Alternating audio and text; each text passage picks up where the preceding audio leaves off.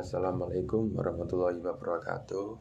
Perkenalkan, nama saya Rizaldi Alifianta Mantu Rizky dengan NIM 24550500100111055. Nomor absen 05.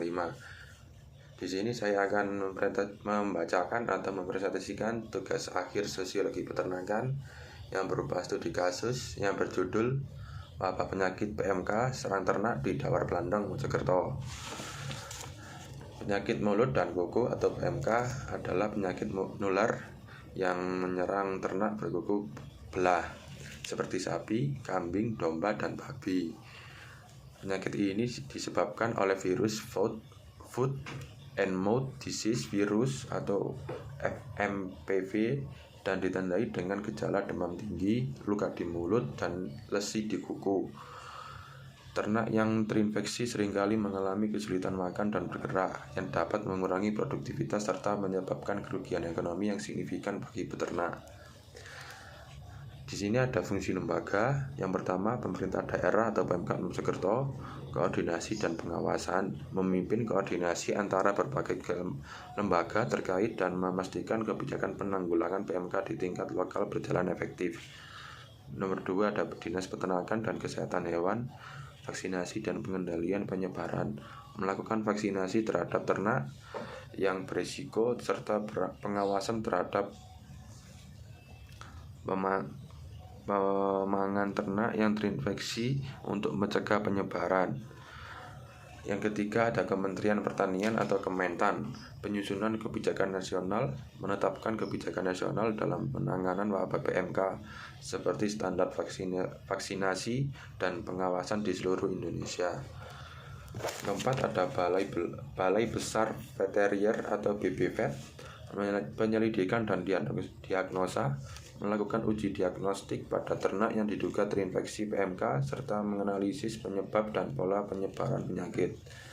Nomor 5, ada Organisasi Peternakan dan LSM, pemberian dukungan moral dan sosial, memberikan dukungan moral kepada peternak yang terkena dampak wabah seperti membantu dalam perorganisasian, bantuan dari masyarakat atau pihak swasta.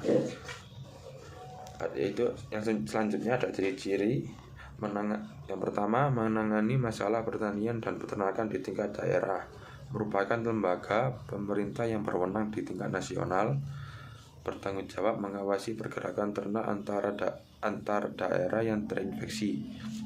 Cara mempelajari lembaga: baca buku dan jurnal, cari referensi buku atau artikel ilmiah yang membahas tentang lembaga-lembaga pemerintahan yang berfokus pada pertanian, peternakan, kesehatan hewan, dan penanggulangan wabah.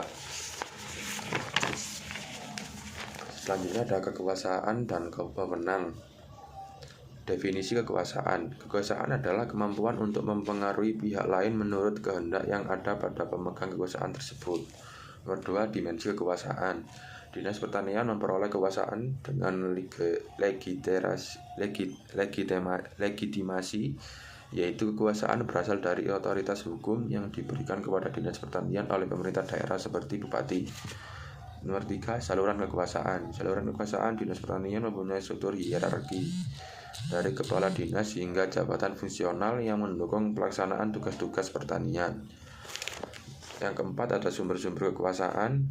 Kekuasaan yang terdapat pada Dinas Pertanian yaitu kepala dinas, sekretaris, dan berbagai macam bidang seperti prasarana dan sarana pertanian, tanaman pangan, serta hortikultura dan perkebunan yang bertanggung jawab merumuskan dan melaksanakan kebijakan dan program yang mendukung pertanian.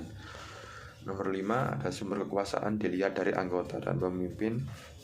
Kepala dinas dan sekretaris dinas sebagai pemimpin mempunyai peran sentral dalam perumusan kebijakan, sedangkan bidang-bidang teknis dan UPT berfungsi melaksanakan kebijakan tersebut. Yang keenam, ada unsur-unsur kekuasaan. Unsur-unsur yang terdapat di Dinas Pertanian yaitu pemimpin seperti kepala dinas dan sekretaris dinas, dan berbagai bidang-bidang teknisi yang menjalankan rangkaian fungsi spesifik dalam pengelolaan pertanian. Yang terakhir, ada cara-cara mempertahankan kekuasaan. penguatan struktur organisasi yang terdiri atas peningkatan kapasitas SDM, yaitu melatih pegawai dinas pertanian untuk meningkatkan kompetensi dalam menjalankan tugas. Selanjutnya ini ada bentuk-bentuk wewenang. Yang pertama, berdasar hubungan tindakan dan dasar hukum. Wewenang administratif. Wewenang administratif mengacu pada kewenangan yang diberikan kepada Dinas Pertanian untuk melakukan tindakan administratif yang berkaitan dengan perencanaan, pengawasan, serta pengelolaan sumber daya pertanian. Yang selanjutnya ada berdasar derajat formalitas wewenang.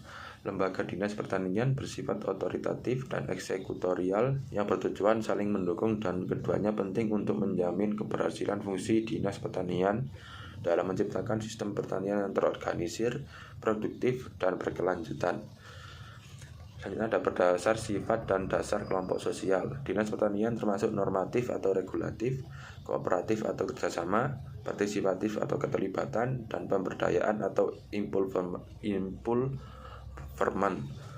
Yang terakhir ada berdasar wilayah wewenang. Dinas Pertanian di tingkat pusat mengatur kebijakan umum, dan Dinas Pertanian di tingkat daerah atau provinsi dan kabupaten atau kota bertugas menyesuaikan dan mengimplementasikan kebijakan tersebut di tingkat lokal. Selanjutnya ada sumber perubahan sosial, yaitu inovasi teknologi, perubahan kebijakan pemerintah, globalisasi dan perdagangan internasional, perubahan ekonomi dan akses pasar, dan terakhir edukasi dan penyuluhan. Faktor penyebab perubahan sosial. Di sini ada dua faktor, yaitu yang pertama endogen atau internal, contohnya perubahan ekonomi. Perubahan ekonomi baik itu dari sisi pendapatan masyarakat atau perubahan dalam pasar kerja. Yang kedua, perkembangan teknologi.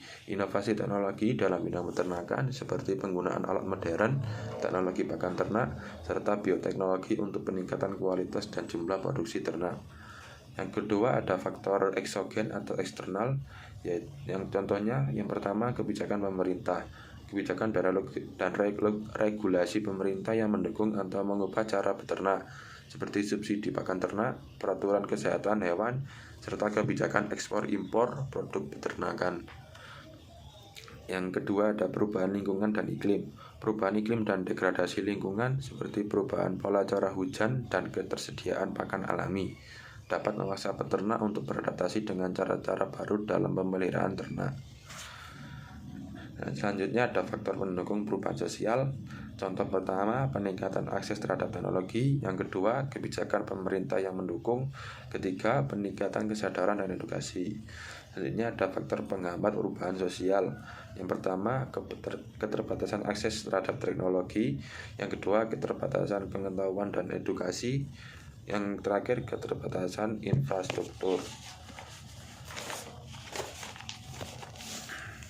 Selanjutnya ada tahapan perubahan sosial. Wabah PMK membawa dampak langsung terhadap kehidupan sosial dan ekonomi masyarakat peternak, namun juga memberikan pelajaran penting mengenai pentingnya pengetahuan kesehatan hewan, inovasi dalam pemeliharaan ternak, dan kerjasama antar pihak untuk menghadapi tantangan serupa di masa depan. Yang terakhir ada bentuk perubahan sosial. Bentuk perubahan sosial yang terjadi pada masyarakat Dawar Blandong setelah terjadinya wabah PMK mencakup perubahan dalam struktur ekonomi, pola konsumsi, praktik peternakan, jaringan sosial, dan norma sosial. Sekian yang dapat saya sampaikan. Untuk kurang lebihnya mohon maaf. Wassalamualaikum warahmatullahi wabarakatuh.